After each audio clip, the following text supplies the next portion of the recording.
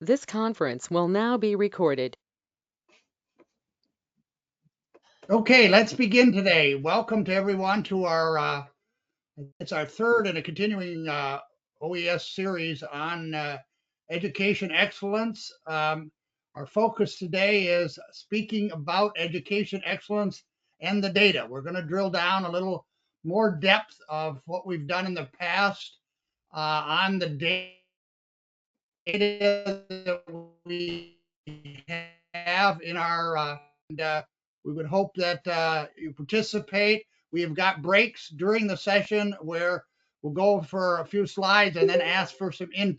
So we'd appreciate everyone participating at the level they are willing. Let me just do some introductions. My name is Dale Weeks. I'm a registered OES specialist.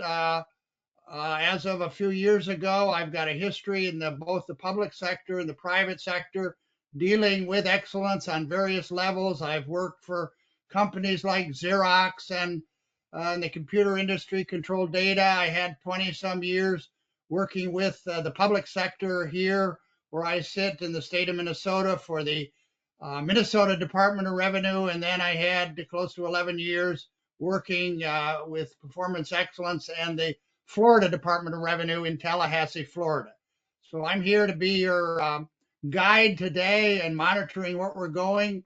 Our presentation is going to be done by Dawn Ringrose, who is our principal for our OES organization. She founded it 10, 15 or more years ago. I've worked with Dawn a lot of those 10 years doing benchmarking across the world, working with the United States, Canada, and other countries in terms of performance excellence. She's got a extraordinary background in terms of capturing data in the whole arena regarding sectors, and that's what we're going to talk about today.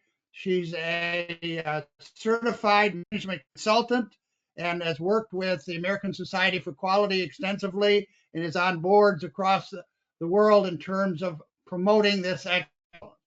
So we're going to listen to what Dawn has to say today about where we stand today in 2024 as our education sector results, and then we'll proceed from there. So Dawn, you're welcome and take it away. Okay, thanks very much, Dale. This is something I've really enjoyed doing over the last little while. This study that we've been doing that we call the Global Organizational Excellence Index is a study that started in 2015. And we've been gathering data and information around the world, people sharing ratings of the degree to which their organization is characterized by the principles and practices in an excellence model, and sharing their open-ended comments. And of course, this is all done in confidence because we never reveal who said what. We just take a look at the aggregate results. And so what we're going to do today is dive into the education sector and share the results so far. We're still going to be leaving the study open and up until the end of 2024 so that we can gather even more data, because the more respondents we get, the better. The more conclusions that we can reach. So I'm really looking forward to sharing this with you today. Just in terms of the agenda for the session, we'll just set the context for the session. We'll dive into that data and information. Dale is going to provide a benchmark example, or maybe two, and then we'll talk about the way forward in terms of what organizations can do to improve the performance of their educational institution. I just wanted to start with this quote. There's so many wonderful quotes out there about education, but when you take a look at this sector is so very important in terms of building any nation. And this is all about getting people off to a good start and helping them to become good citizens and productive contributors to any society. And so I wanted to start off with this quote in that respect. So just to start off with a question for the audience, and just to type your response in the chat. As you reflect on your own educational institution where you might be working with, or you reflect as a citizen taking a look at your educational institutions. How do you think they're doing on a scale of 1 to 10? And just use a high, medium, or low rating and place your rating in the chat. And then Dale will take a look at those responses and just provide kind of summary feedback. So go ahead and put your rating in the chat, the degree to which you think your educational institutions are performing, high, medium, or low. And so Dale, what's coming up there in the chat?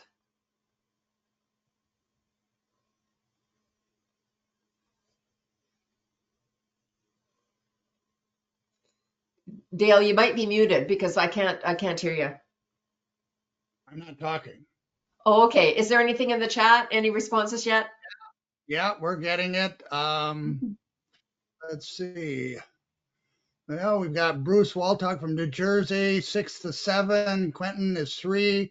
Karen is 6. So we're, yeah, Stuff average it as out and medium we're as well. 4 or 5 there, something like that. Okay, because we're middle of the road, kind of a medium ratings. Yeah, Interesting. right. And so my next question for the audience is, what sources are you using when you think about how your educational institutions are performing? What sources are you reflecting on? Is it your own personal experience working within, or are there things that you look to give you feedback on the education sector in general, whether it's in your municipality or province or state or country? So type those sources in the chat as well. I'm really curious about what you're basing your rating on.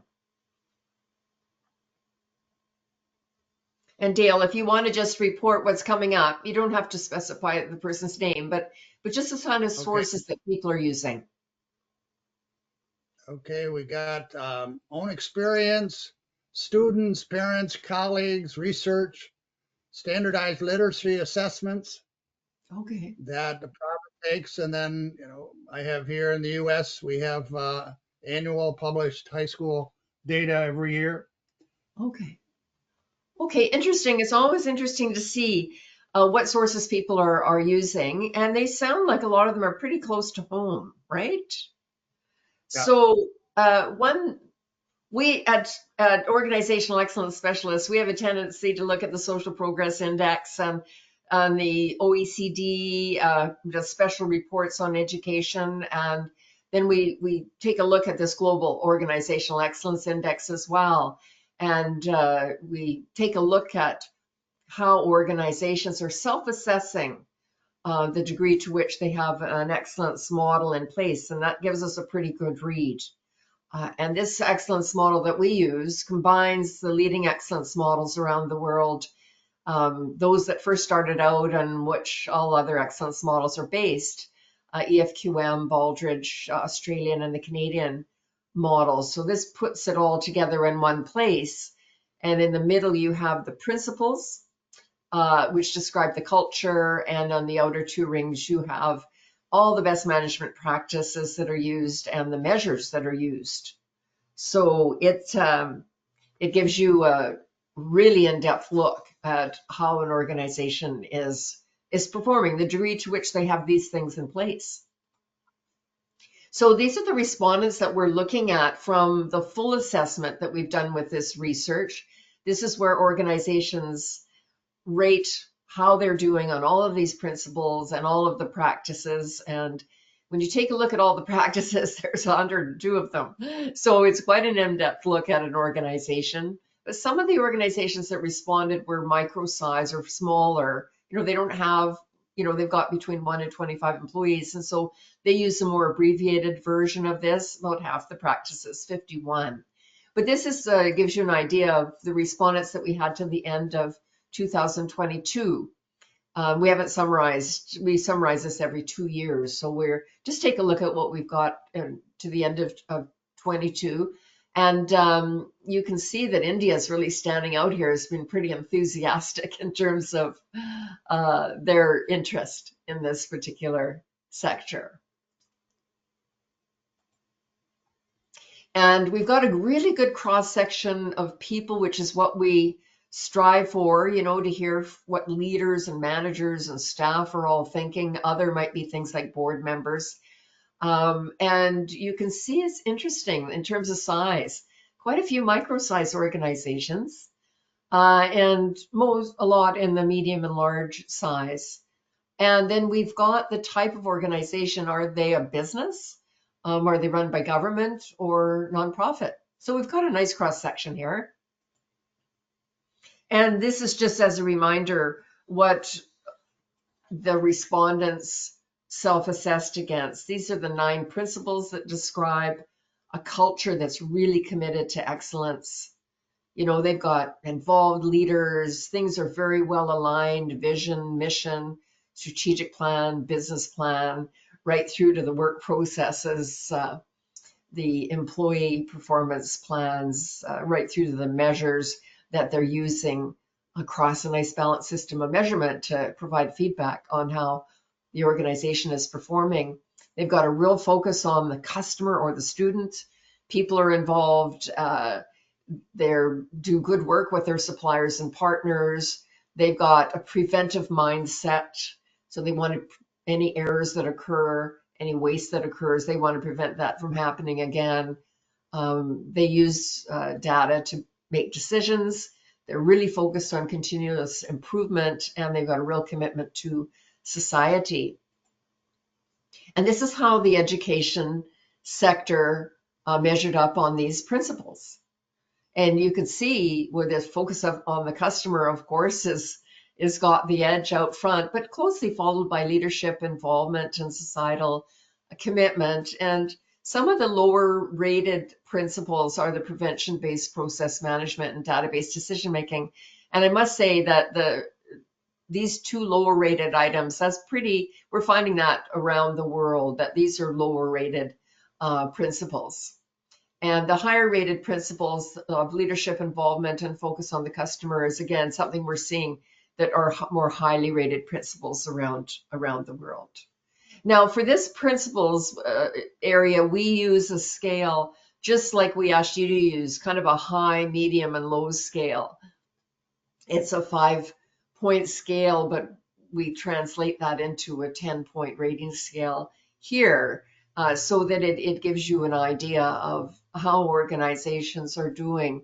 So if they're really high performing, they'd be in the 8 to 10 area, right? So education's not doing too bad in terms of the culture and the way that these respondents have rated the culture in their organizations.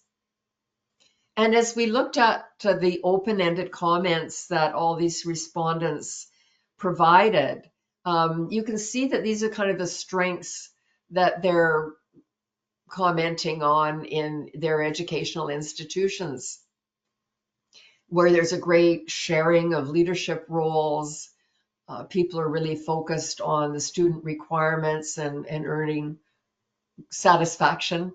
Employees are engaged. There's good collaboration with suppliers, and they're identifying and trying to address any weak points.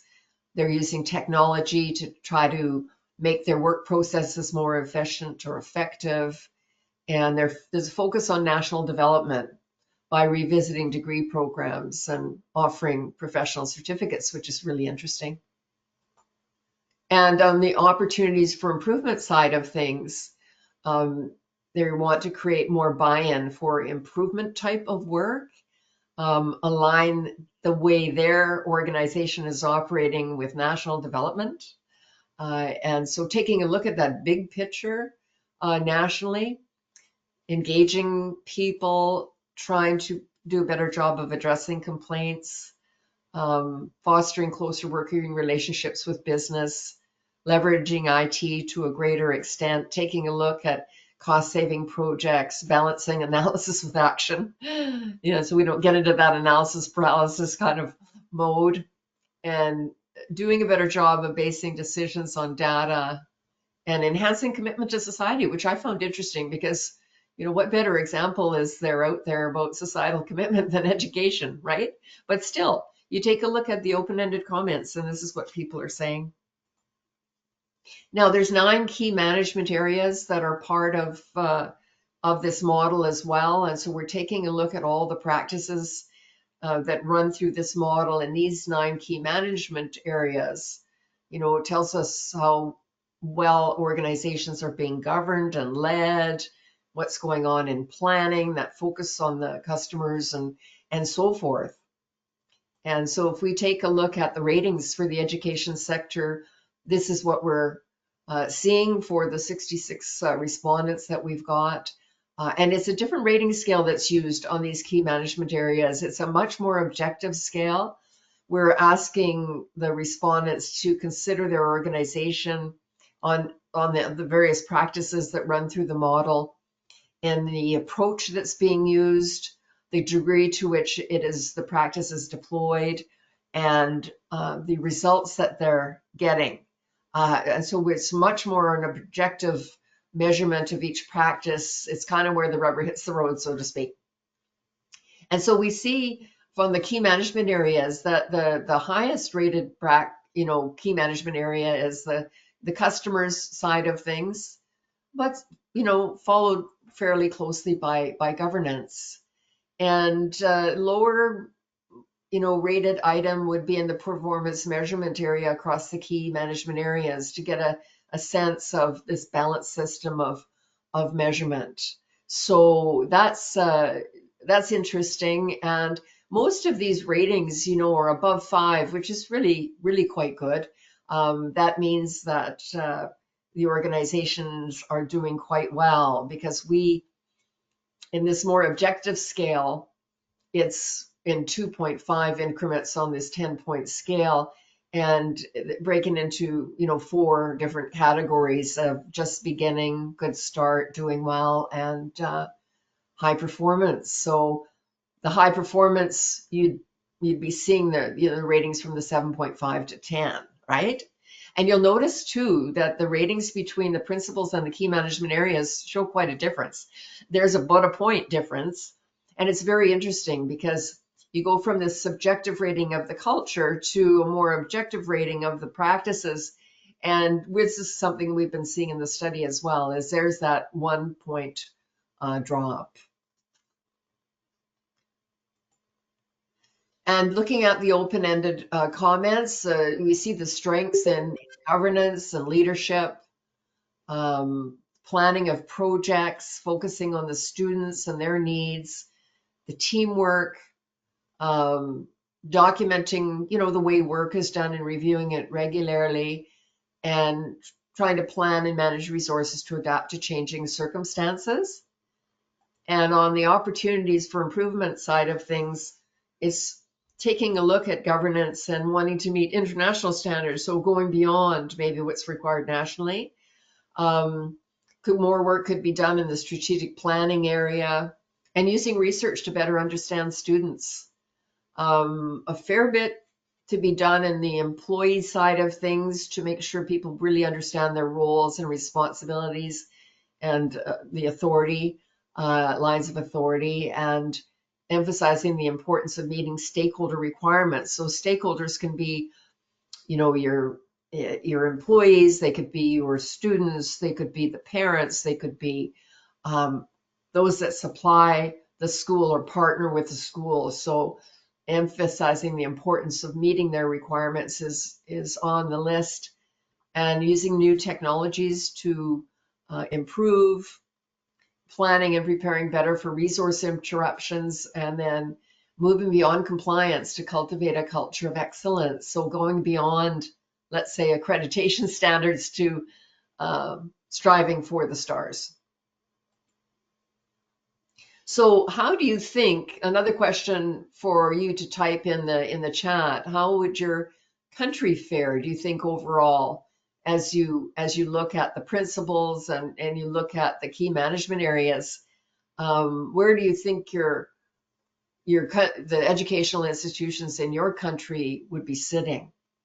And so just type it in the chat on the principle, and would it be a high, medium, or low rated principal? And for the key management areas, same sort of thing. where do you think your country would be sitting? Would it be similar to these results, or would you see some differences?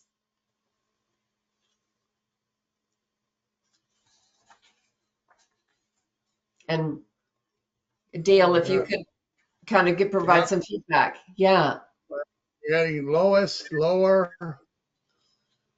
Okay, interesting. Yeah.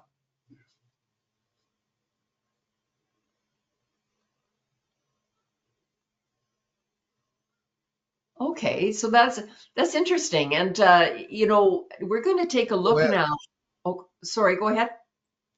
we have some would say lower, some would say lowest, meaning Oh, they're okay. down. So, Okay. Okay, so what we're going to do now is we're going to dive into each one of these key management areas, and we're going to take a look at the individual practices. And you won't see the entire practice written on the screen because there's just no room for it. And but you'll get a sense of how things are just in terms of what I'm able to share with you. Here's where we're looking at governance, and we're identifying governance responsibility to stakeholders, implementing a good system, ensuring an organization meets obligations, and that you've got good processes at all the appropriate levels, and you're acting as a model of good practice for the community, and you're communicating your policy and strategy to stakeholders. And you can see that the highest rated item is ensuring governance system meets all these obligations like ethical, legal, financial reporting, and so forth. And this is similar to what we've seen with the global research study and all the respondents. Actually, this is a high point, and this is the only governance practice that's uh, applicable to micro-sized organizations. So it's good to see that this one is out front. And what we also see is, pretty even scoring on all these other practices, which is good. It's gives you confidence that educational institutions are doing a pretty good job, or doing well, as we say in this area. And here's just an open-ended comment. I'm going to share some of the open-ended comments that we had from some of the respondents. And this is from a micro-size educational institution in Guyana. So there's some things that are going well, and there's an opportunity to improve accountability. On the leadership side of things, this is starting to look a little bit more varied in terms of the ratings. We've got 15 practices here, and organizations are doing quite well at identifying kind of success factors, and developing strategic plans, and ensuring that management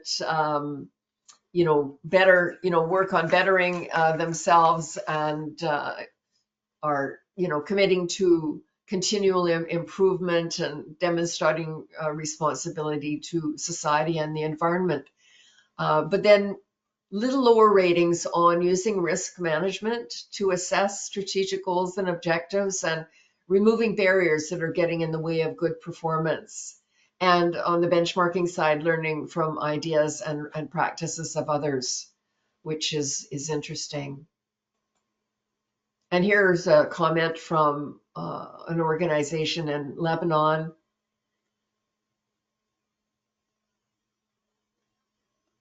Willingness to make changes, but it's a real opportunity to, in a number of areas with regards to proper budgeting and communication and risk management.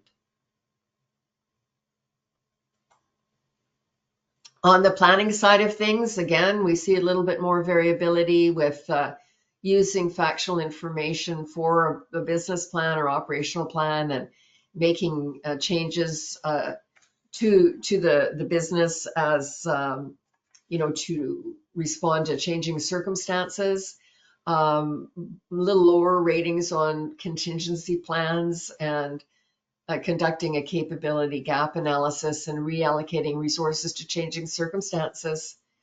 And so you can see in the planning area, this was an area that kind of required a little bit more improvement as I looked at the overall results. And then here's a comment from an organization in India. again, reinforcing the need for contingency planning. And I think that a lot of organizations are saying this after being that unforeseen event that we had a few years ago with regards to the COVID pandemic. On the customer side of things, this is where, is focus on the students, and we see, doing quite well in terms of communicating the value proposition to students, and aligning employees on the importance of the students, responding successfully to feedback. So those are higher rated items. But on the lower side, it's using research to better understand, to define and segment the students, and then reaffirming presence in the marketplace, that what you're doing is still relevant.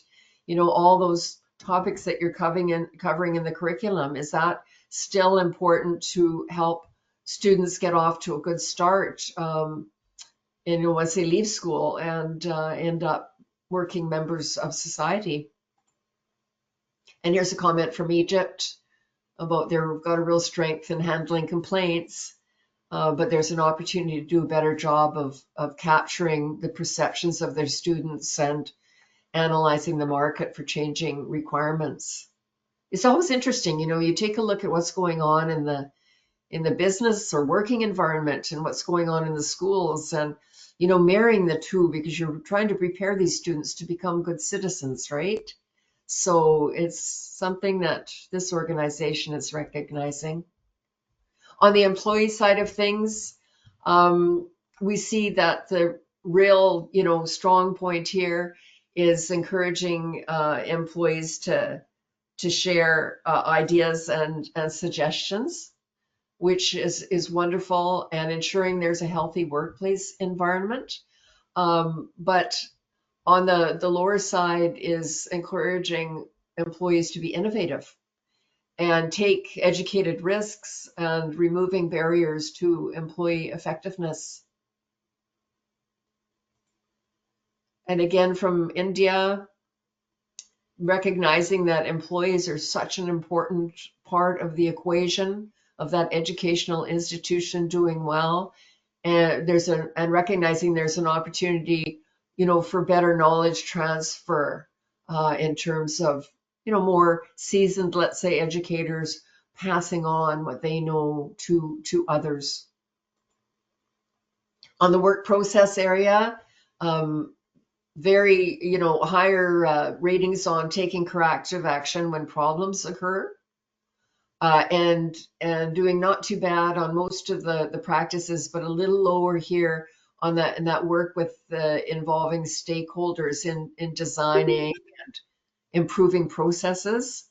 And again, on the benchmarking area, using external data to compare performance. And here is a comment from Trinidad and Tobago.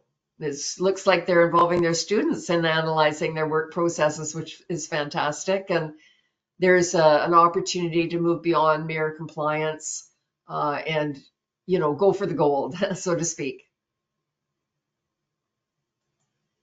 On the suppliers and partners area, doing a pretty good job on selecting and working with suppliers, sharing information that links to things like operational plans, but there needs to be more work done in involving the suppliers and partners when you design new products and services, and you look at not only adhering to social environmental standards, but maybe even going beyond. And a comment here from Nepal. Interesting comment from Nepal. It's a strength working suppliers and partners, but it's trying to understand them, so they have a good working relationship. But there's this opportunity to find even better partners to work with, which is interesting. Now, with it's interesting to take a look at these ratings and open-ended comments in an aggregate sense, but if an educational institution was to do this by all of their, good cross-section of their employees participating in it, it would build a very clear picture for that particular educational institution. But it's it's still interesting to take a look at the aggregate results, because there's a lot we can learn from that too. And it's a good comparison. On the resource management end of things, there's the strength in minimizing the adverse impact of unforeseen, events occurring, and and pretty good ratings throughout, all over 5 basically. But it's the preparing for resource interruptions that was rated a little bit lower. And this is something we've seen, is this doing a capability gap analysis, contingency planning. It just hasn't been on the radar of organizations. And there's been a very good reminder how important this is, because things can happen in our environment that are unforeseen, and we've got to be prepared to manage that well. Comment from Nigeria about the strength that they have in leadership, but recognizing too that they need to partner with others and use technology and even explore alternative funding opportunities. Now, this continuous improvement and performance management area is divided into 3 sections. Continuous improvement is taking a look at the key management areas and reflecting on what's going well and what needs to improve. And as we see, leadership's going well. And what needs to improve is probably that work with suppliers and partners. And this area, performance measurement, is using a nice balanced system of measurement across the key management areas to provide feedback on how the organization is doing. And these are a little bit lower rated. Looks like there's some measures being used in the leadership and planning and resource management area, but there could be better work done in their customer or student measures, employee measures, and supplier and partner measures. And I know student achievement scores are always big, but there's other ones too, right? So this is the important thing of a balanced system of measurement. It really provides you feedback on how everything is operating in the organization. And the last one, these are organization-wide measures. And this is where we see, and this is similar to the global results, the quality of the product or service is the top, rated measure that is used across organizations. Customer satisfaction, financial performance, those are always the ones that seem to be important. And those are important actually to micro size as well as larger size organizations. But interestingly enough, the other measure that should be part of that is employee satisfaction. And we see this one rated just a little bit lower here in the education field. But the lower items are the customer loyalty and employee morale, which I found very interesting. It's and loyalty can be measured in your tendency to refer, right, to others.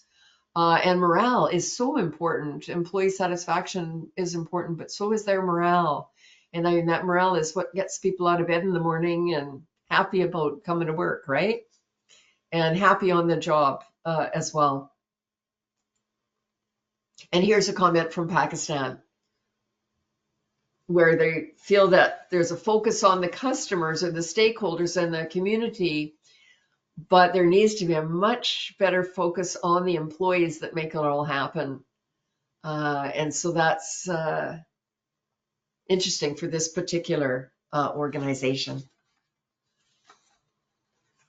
So just a question again for those in the audience is, why do you think there's such a difference between the principles, which have a subjective measure, and you're asking organization respondents to comment on the degree to which their organization has a culture committed to excellence using a subjective scale, and the key management areas where you're asking them to use a much more objective scale and really take a good close look at all those practices and the degree to which they're in place, the approach that's being used and the measures that are used, and are they getting any results? I mean, why do you think that there's that 1 point difference between those two things as we look at the research results. Any thoughts or ideas that you've got, please just put them in the chat, and we'll get Dale to summarize.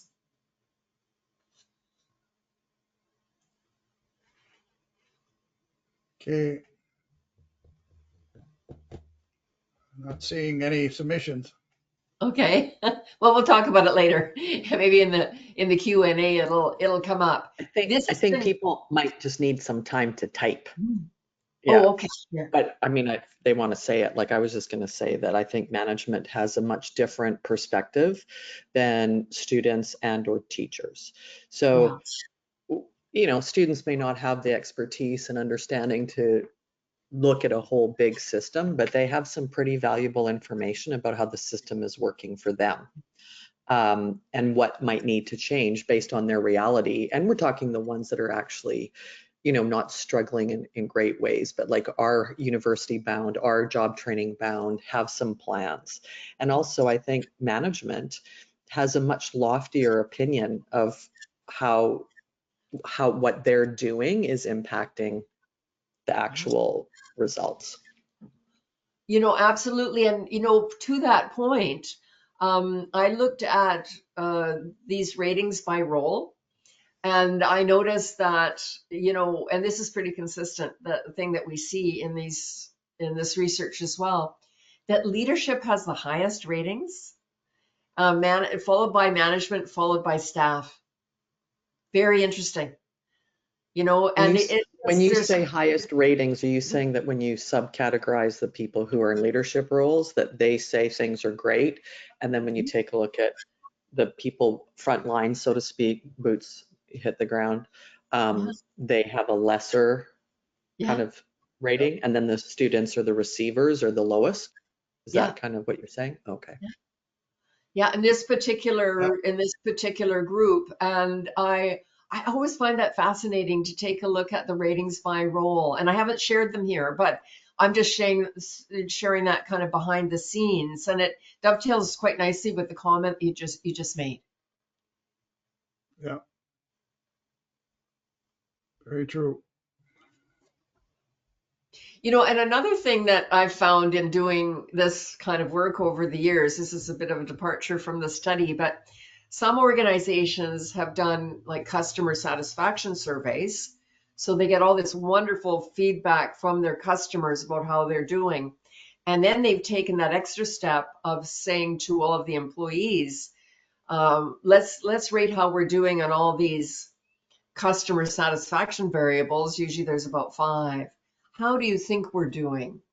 And in a really high performing organization, the employee ratings are always lower than the customer ratings. But if you an organization that's not that high performing, their employees think they're doing much better than the customers do. Isn't that interesting? And it's this whole mindset that is devoted to continual improvement and always striving for improvement that really differentiates these organizations, and the degree to which they have this in place and know what they should be doing is a factor as well. So were there any other comments that people had about why is there such a difference between? Just what Karen said, students, and I would simply say, in my case, you know, I've seen it in the education sector. I've not worked in it, but similar kinds of trends in the private and public sector where I've done these assessments of when you go through it the first time, the top management says, boy, we got this strategic direction, we got the vision. When you get down to people that are on the front line, so to speak, it's more than having it in a document. It's more than a brochure. It's more than a something you can put on your desk. It's the actual deployment, which is what you get when you really do this assessment openly and transparently and so forth. Yeah. Yeah, this is something, another thing we see usually is when people are first introduced to this and they do their first self-assessment of their organization, they have a tendency to rate a little higher. And then when they get into it, what this all really means and actioning it, then the ratings come down ever so slightly because they're better understanding, what's involved here. So yeah, we see some interesting trends in all of this. So now I'm going to turn it over to Dale. Dale's got a good benchmarking example of a high performing organization that he's going to share, and then we'll just finish off with kind of the way forward in terms of how you up your game. But take it away, Dale, and tell us about Purdue University. Um, yeah, I'm going to talk for one example and a couple examples.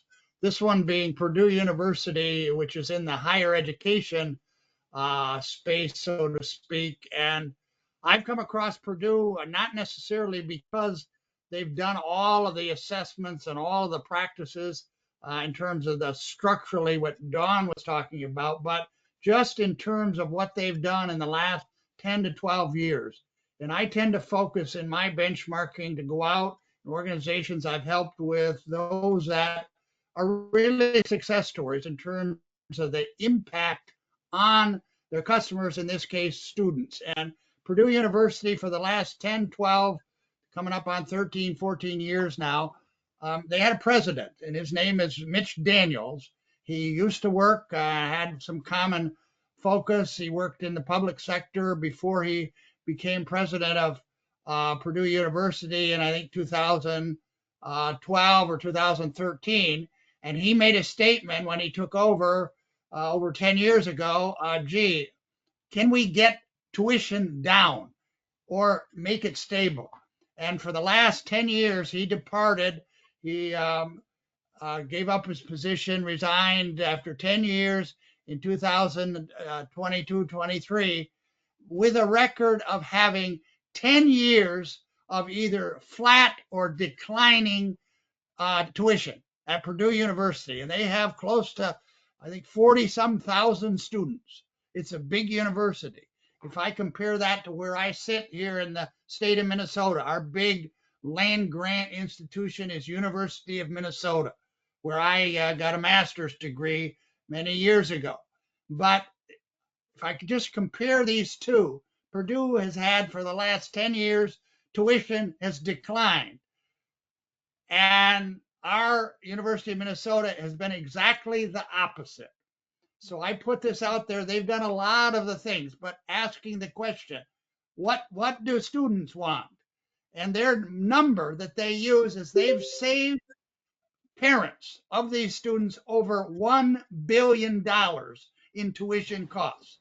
If I take our University of Minnesota, just in the last year, we've had an appointment process. We've got a new president coming in from University of Michigan, started the 1st of July. But our history at the University of Minnesota is continuing increase. If I look at most major colleges and universities across the U.S., it's Purdue is not uh, anywhere close. They took the opposite direction, and he's done many other things. So I put this out there. You can go on, you can Google Purdue and Mitch Daniels, and you'll find all the information. But the big achievement he had was focusing on student performance and tuition and the costs of operating. I mentioned I've been in both the public sector and I worked in the private sector, and look at this cost of operation.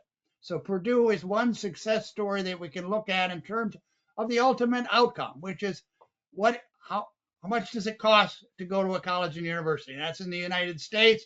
Dawn has indicated informally across Canada, you've got similar situations. And the focus we've had and I've had in the last year is look at the major universities across the world. How many of them can speak as an example of Purdue where the tuition has been flat or declined? Not very many. So look at that as an example. If you go to the next slide, Dawn, I'll talk about the K through 12 situation. Now, I have been involved in the K through 12 arena for off and on for probably 20, 30 years. And in the K through 12 area, if you look at just the United States, the Baldrige area has probably a handful, 3, 4, 5 high schools, some large, some smaller, where they have focused in on using these principles and these best practices in the K through 12 system. So there is a handful. But when you look out here at least in the United States, I did a quick look about a week or so ago. There's several thousand districts out there, and so there's been a handful. So there's a major opportunity in the K through 12 area. So the question we want to ask is whether you're looking at higher ed or you're looking at, we call it here, depending on your country, at K through 12, kindergarten through 12 years of education. How do we elevate the performance of education here? How do we get it to do better? What do we want to do? What's your input? We have a focus on these principles, but how do we get our education community and our education leadership to look at things differently? So I'll stop and we'll take any additional input we've got on this question. And if people, I think we could, if people got things they want to say in the chat, or if people want to speak to it here, on the call, and by just unmuting yourself and that sort of thing, we can kind of take comments as well. So whatever you prefer. There's a big question. We're talking about making sure we've got these principles and practices in place, but do you have some other ideas about elevating the performance of education? I have tons of ideas, but not Okay. enough time here today. Okay. Yeah, well, yeah, and Karen's put in one, benchmarks that need to be demonstrated before students move on. That's what I would call here in the United States chronological promotion, as opposed to competency promotion, meaning they have to accomplish something. When I was in school, if I can remember back, you had to get something by third grade, fourth grade, fifth grade, math, science, history, whatever that happens to be, and some of those are still there. But to have that, and when you look at what we presented a few months ago in March, this OECD study it's called PISA. They look at performance of 15 and 18-year-olds, or have for many years, and major countries are not doing that well. The ones that come out on top are Korea, Japan, Singapore, and so forth, where they have a little more explicit delineation of what those benchmarks are and are expected to do it at certain progress points in the educational process. Yeah. Okay, we have one other, Mustafa's on there. Stop managing by numbers. Right. Well, what does that mean? Can you come online and tell us what that means? We got to have metrics.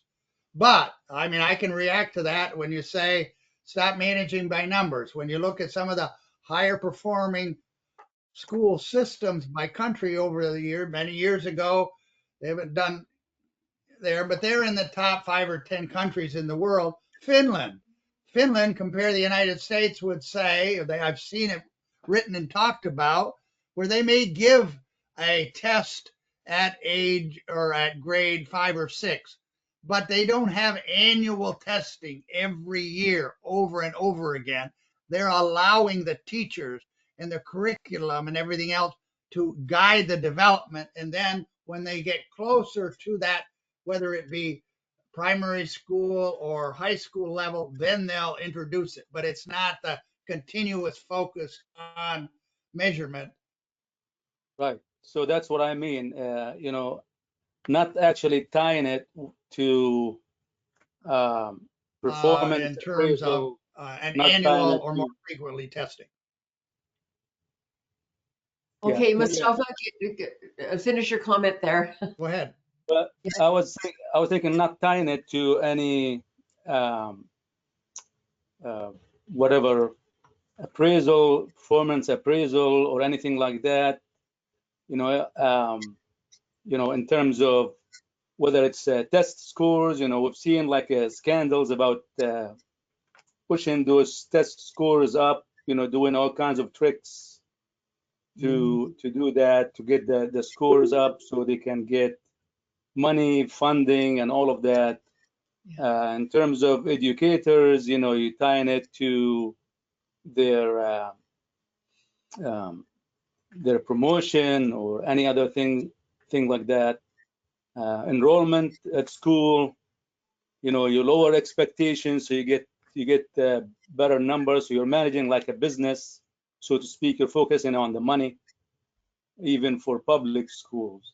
So all of these things doesn't mean I don't mean like managed by numbers. Don't test, but don't you can't just solely focus on numbers, and that's what's going on right now. And they overreact to numbers many times. It's you have very little fluctuations, and every up and down you react to it. You think it's a big deal, but it's not.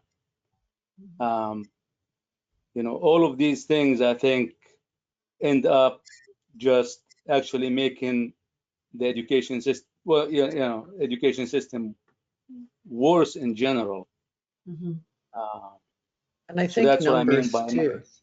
Yeah, I'm sorry. numbers can be manipulated by how the question is asked too. Right. So, we in my country, in my province, there's lots of student assessments, but when I read, like I'm over some of my kids need help to actually understand the content, and so I'll be reading the questions for them, and I'm like, the questions are biased. They're leading. And so I don't know if you actually get honest answers sometimes unless the surveys are designed incredibly well. So numbers shouldn't be relied upon unless you know how reliable the design was. Kind of like with research. Right. I agree. Yeah, you have to be careful. I mean, I even think with the study that we're doing, the numbers, the ratings are interesting, but where the gold is in the open-ended comments, because it gives that rationale for the ratings or a better understanding of how things are going, right? And as an educator, I mean, you take a look at these students that go through school or a program, and you bump into them later on in life. I mean, are they good citizens, contributing to society, happy with what they're doing? These are not so much found in the numbers. They're in the softer side, isn't it? So Right. very, very important. Well, and an important kind of numbers too that I have friends who are in business and leadership positions, and they comment to me continually about how kids today, don't have skills. So it's interesting when we take a look at education. I'm not so sure we survey the people who have to not deal with them, but who absorb the more recently educated to get their perspective on how skilled the education system has been. And again, I do realize that in today's world, it's not just, there's a lot being placed on education. You can't, everything can't be left to the system because there's mental health, there's family issues, there's, a whole bunch of conflicting issues. But if you're taking a look at the employable age group from 22 to 28, I think the employers would have a lot to say about what we've done and not done in the education system. Absolutely, absolutely. That's such a rich source of information. Right. Have we got people that are contributing value to organizations? And yes, we have to get them used to the workplace and their job and what they're doing and train them too. But yeah, that student coming right out of school, are they well prepared for what's ahead in their career? Is a very good question. And how would the leaders think they're doing? Okay, let's just finish off, and then let's open it up to a kind of a wide open conversation. I just want to finish it off with the way forward in terms of educational institutions that want to see how they're measuring up. We always recommend that you start with an environmental scan to see how your country is doing on the Social Progress Index, the OECD measures, and of course the global index. Great idea to do an assessment and receive a report back from this assessment against the organizational excellence framework. It really gives you a good idea about what's going well, what needs to improve, and then it's got an action-oriented improvement plan that comes with it so that you can build on your strengths and address the things that need to improve. But what we think is really, really important is that you delegate responsibility within your organization for those action plans that are there to help you address your weak points, and that you meet on a regular basis to see how things are going, learn from each other, and look outside your organization to learn from benchmarks as well. So I always like to say it's simple as 1, 2, 3, you know, but when it comes to number 3, there might be a little bit of work there. And the best people to be doing that is usually the people who are in the organization doing the work, who know best how to improve it. And yes, they have to look outside once in a while to maybe get a little bit of training or advice or coaching or what have you. But for the most part, we find that employees and organizations are really quite perfectly capable of running with these action plans. And then what happens is that knowledge is transferred and resides in the organization, in the work that is done. And that's so much better than if you're depending on someone externally to help with this and then they leave, right? This is a way to keep that knowledge inside the organization. So with that, I'll just say thanks on behalf of Dale and I. And we're going to turn this over to an open conversation. And if Dale, if you would stop the recording, I'll stop sharing my screen as well.